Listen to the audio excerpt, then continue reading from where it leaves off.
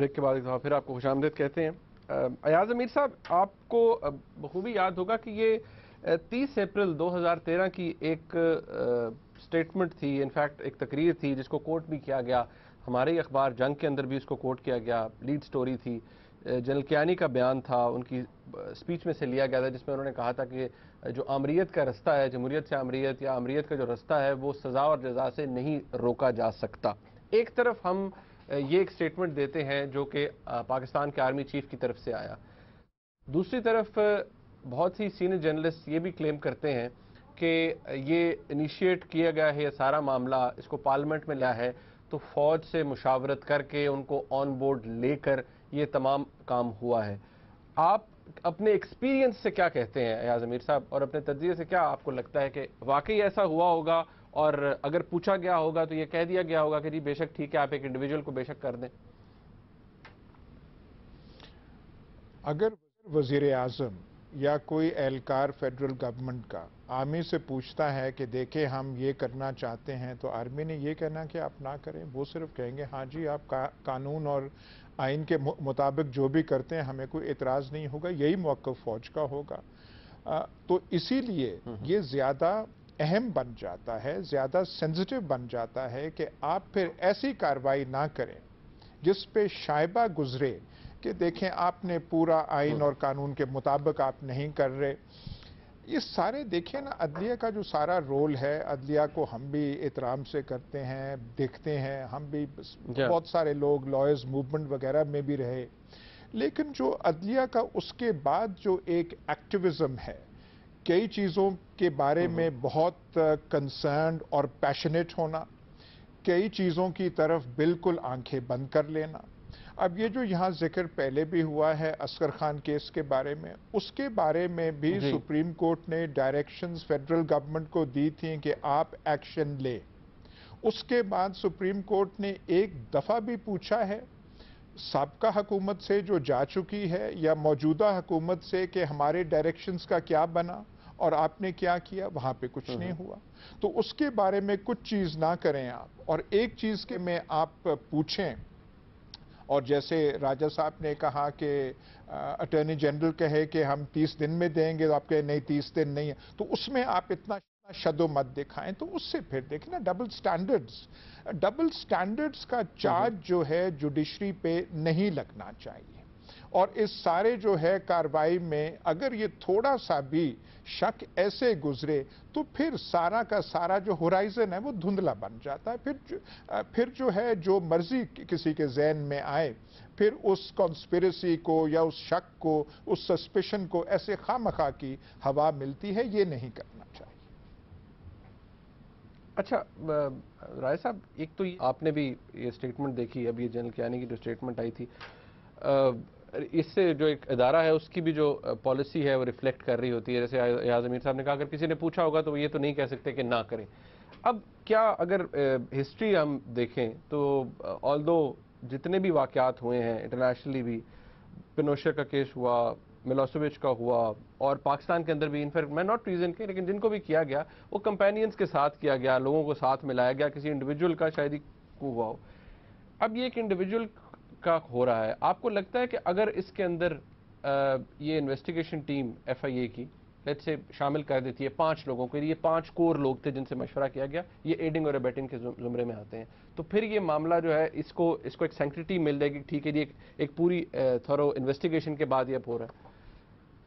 کسی حد تک ظاہر ہے، اگر تو صرف جنرل مشرف تک رہی بات پھر تو یہی لگے گا کہ ایک شخص کے خلاف انتقامی کارروائی ہے، لیکن اگر ایک معقول تعداد میں لوگ جو اس میں شامل تھے فیصلہ کرنے میں، ان کو بھی شامل کر لیا جاتا ہے، لیکن یہ بحث اس بات سے قطع نظر ہے کہ 12 اکتوبر 99 کا آپ کیا کر رہے ہیں۔ صرف 3 نومبر 2007 کے حوالے سے اگر دائرہ تھوڑا وسیع ہوتا ہے اور 4 6 8 لوگوں کو اس میں شامل کر لیا جاتا ہے تو ظاہر ہے اس تفتیش کو اور اس کے نتیجے میں ہونے والی ٹرائل کو ایک قسم کا اعتبار حاصل ہوگا۔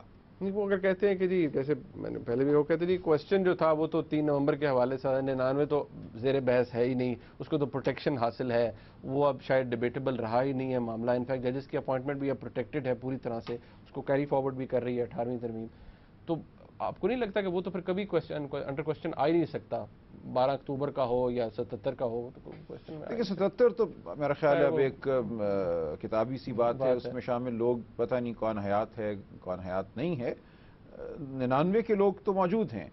देखिए उस हवाले से जो बहस है कि उसको प्रोटेक्शन हासिल हो गई, ये बड़ी कमज़ोर सी बहस है।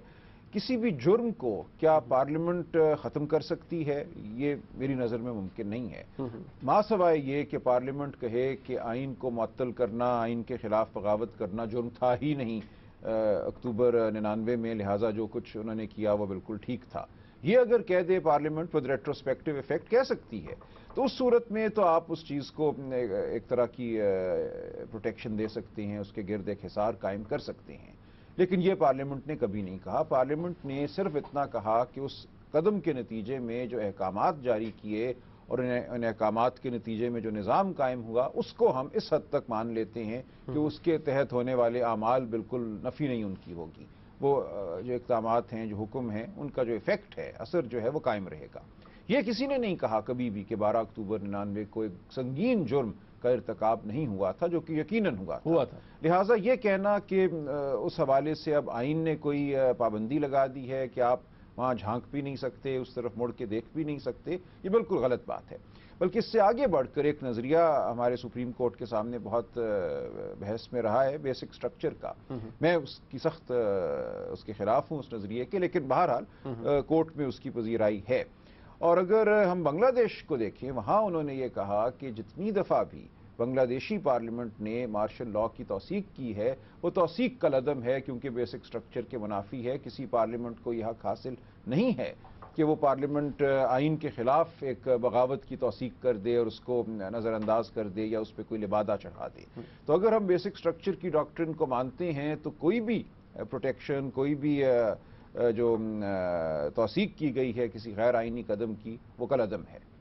अयाज अमीर साहब, आपको क्या लगता है कि जितनी पॉलिटिकल पार्टीज इस वक्त पार्लियामेंट के अंदर मौजूद है, जिनकी रिप्रेजेंटेशन है, ये मामला आगे चलता है तो उनका झुकाव किस तरफ होगा? क्या वो सारे यही एडवोकेट करेंगे कि जी सब कुछ सिरे से तमाम लोगों को 1999 के चैप्टर को भी खोला जाए, या आपको लगता है कि जो सियासी कायदीन है वो यही समझे, क्योंकि उस दिन तो बड़ा अप्रिशिएट किया गया पीपल्स पार्टी की तरफ से भी, पीटीआई की तरफ से भी, कि बड़ा अच्छी बात है, इट्स अ वेलकम मूव, होना चाहिए, लेकिन उस दिन शायद ये बात इतनी किसी ने खुलकर नहीं की कि जी सबकी करें। बाद में तो चले टीवी प्रोग्राम्स के अंदर तो कहते रहे, लेकिन पार्लियामेंट के अंदर on floor of the house ये बात किसी ने नहीं की। तो आपको क्या लगता है अगर आगे मामला चलेगा तो किस तरफ होगा सियासी जमातों का झुकाव?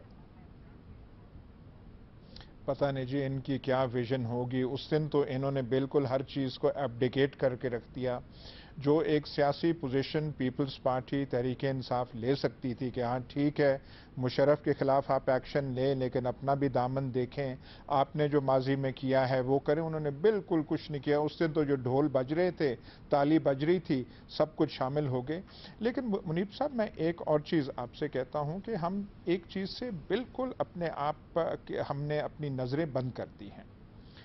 जो मौजूदा जमहूरियत है वहाँ से उस दिन 2007 से लेके आज तक, बशमूल the elections of 2008 and the onward political process, वो सारे के सारे नवंबर 3 के इकदाम से, वतन से वो जमहूरियत आई।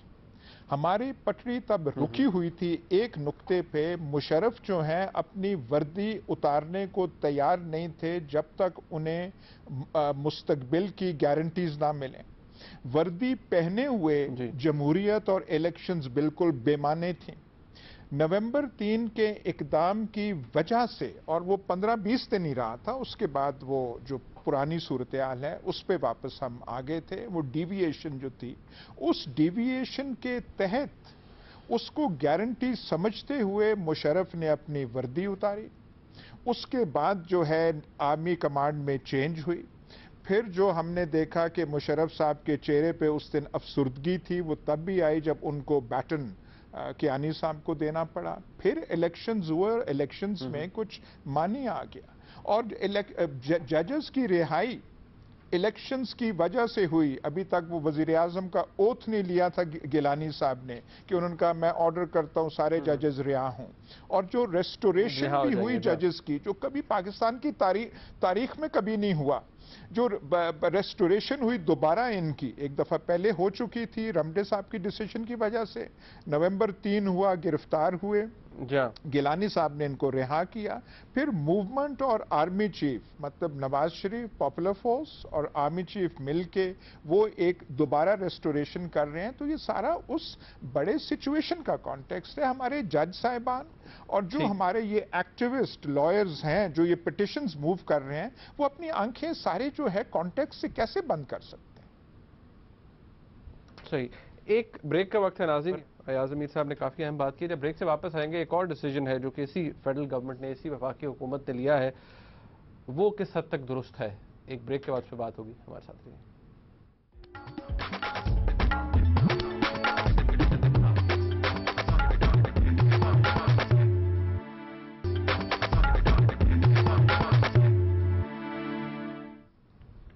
नाज़रीन, अभी ब्रेक के दौरान किसी ने एक बड़ा इंटरेस्टिंग सवाल राय साहब के लिए पूछा है मुझसे। मैं राय साहब से पूछ लूँ। राय साहब, ये एक सवाल है कि जी जब कोर्ट पूछती है गवर्नमेंट से, तो क्या गवर्नमेंट इस पोजीशन में थी कि वो कह सकती कि जी हम ज़रूर करना चाहेंगे, अभी नहीं करना चाहते, या ये हमारी प्रायोरिटीज़ में से रही है? क्या गवर्नमेंट के पास ये डिस्कशन था?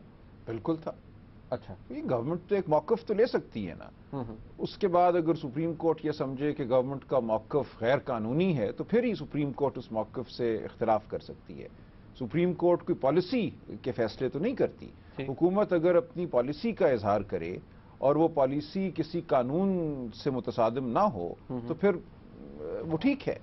सो कोर्ट को फिर ढूंढना पड़ेगा या देखना पड़ेगा कि क्या कोई ऐसा कानून है जो इस रवैये को या इस पॉलिसी को नहीं सह सकता, इसके रास्ते में खड़ा है, लिहाजा इस जवाब को, इस रवैये को कलअदम करार दिया जाए। सोल प्रोडक्टिव तो फिर फेडरल गवर्नमेंट का ही ना, ट्रीजन में प्रोसिक्यूट। देखिए, अनलेस द कोर्ट सेज कि नहीं ये किसी फंडामेंटल राइट्स की वायलेशन है, आर्टिकल 9 का ये तकाजा है कि फौरी ट्रायल हो, या किसी दीगर आर्टिकल का ये तकाजा है, वो एक फिर बड़ी दकीक सी बहस करनी पड़ेगी। अच्छा, मैं ज़रा अब इसको थोड़े एक और डायमेंशन में ले जाना चाहता हूँ। यार ज़मीर साहब, आप पार्लियामेंट का हिस्सा खुद रहे हैं। पिछले गवर्नमेंट को एक चीज़ हॉन्ट करती रही, वो आसिफ जरदारी साहब के स्विस केसेस थे, फिर वो एक लेटर लिखा गया, ना लिखा गया, जिस तरह भी है वो एक मामला ख़त्म हो गया।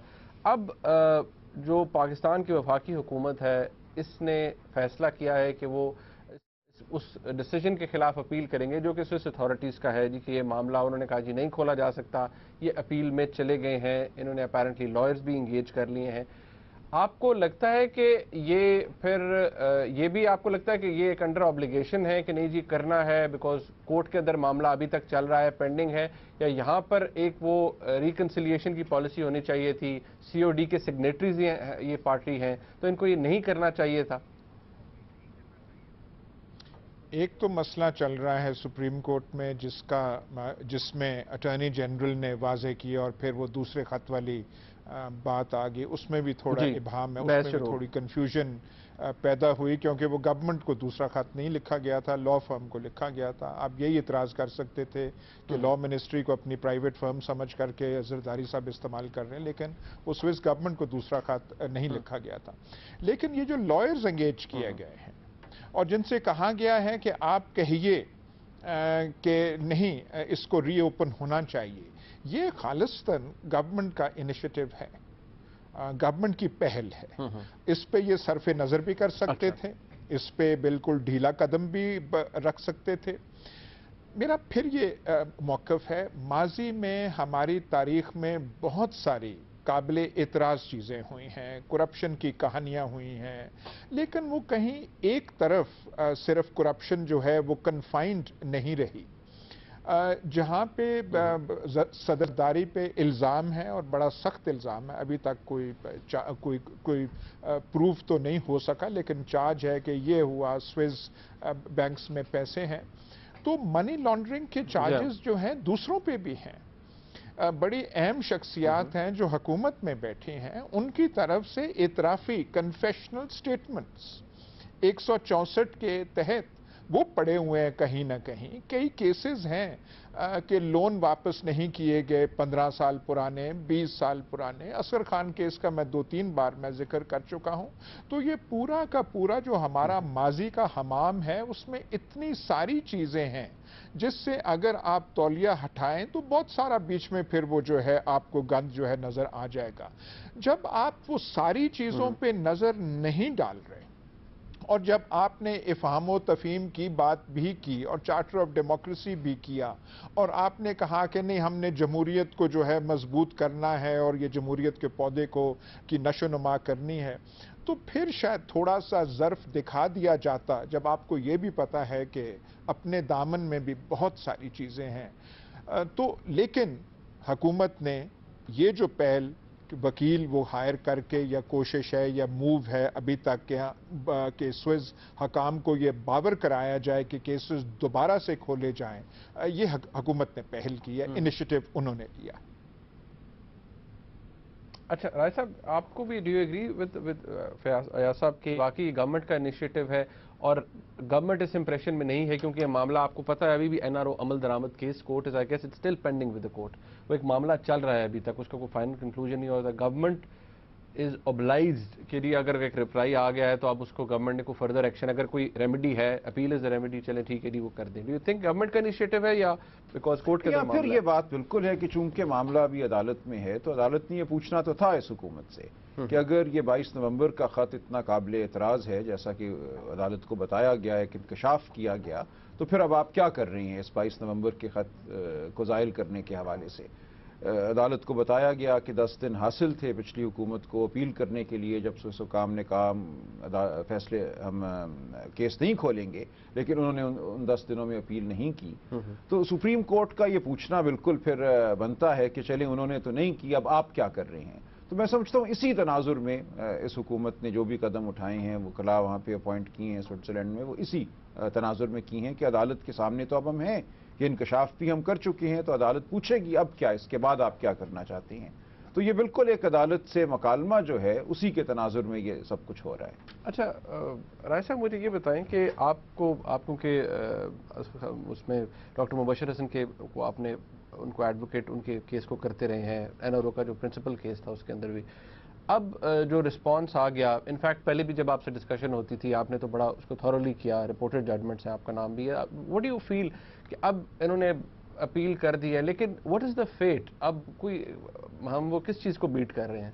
अब बहुत मुश्किल लगता है। देखिए, जब ये मुकदमे पहले बंद किए स्विस हुकाम ने अगस्त 2008 में, ज़फैली साहब ने उस वक्त जो अपना ऑर्डर लिखा उसमें उन्होंने मलिक क़यूम के ख़त का हवाला दिया, कुछ और बातें भी उन्होंने की, लेकिन उस वक्त लिमिटेशन का कोई जिक्र नहीं है अगस्त 2008 के फैसले में। अब 22 नवंबर 2012 के ख़त के बाद जो फैसला लिखा है उन्होंने, उसमें उन्होंने लिमिटेशन का जिक्र किया है।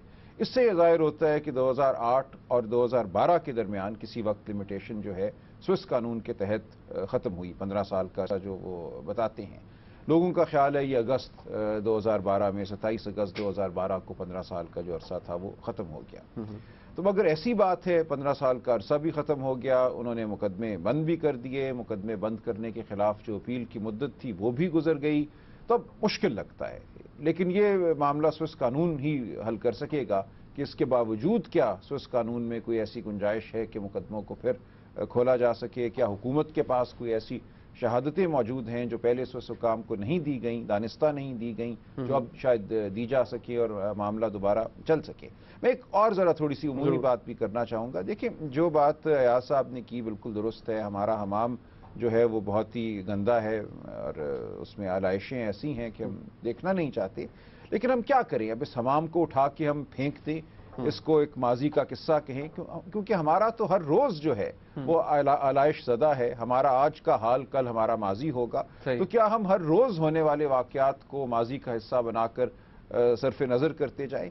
बाहर बैठा जो आपका नाजिर है, जो आम आप और मैं हैं, हम ज़रूर ये सोचते हैं कि फिर ये जो तमाम मामलात होते हैं इनको सबको ही کچھ معاملات میں یہ سائڈ شامل ہے، کچھ معاملات میں وہ سائڈ ملوث ہے، تو سب معاملات جو ہیں ماضی کا حصہ بن جاتے ہیں اور پھر ہم کہتے ہیں چھوڑو اب آگے شاید یہ چلو. تو اتنا کسی کی بھی پوچھ گچھ کبھی بھی نہیں ہوتی، چاہے وہ آئین کو پامال کرنے والا ہو، وہ کرپشن کے الزام کے تحت آنے والا ہو، وہ کسی کوئی اور بھی ہو. حوالے سے ڈکٹیٹر کا معاون ہو، کوئی بھی شخص جو ہے وہ پی سی او کا جج ہو، کسی کی بھی پوچھ گچھ نہیں ہوتی. ہر چیز ماضی کا حصہ بن جاتی ہے اور مٹی اس پہ پڑ جاتی ہے اور ہم آگے بڑھ جاتے ہیں. بہت شکریہ رائے صاحب آپ کا. ایاز امیر صاحب آپ اسلام آباد میں موجود تھے. ناظرین آپ نے پروگرام دیکھا. کوشش ہم نے یہ کی کہ جنرل مشرف کے حوالے سے جو ٹرائل کا فیصلہ وفاقی حکومت نے کیا ہے اس کو، اور جو یہ فیصلہ ہے سوئس کیسز کے حوالے سے جو اپیل کا فیصلہ کیا وفاقی حکومت نے، اس کے اوپر ایک انالیسس پیش کیا جائے.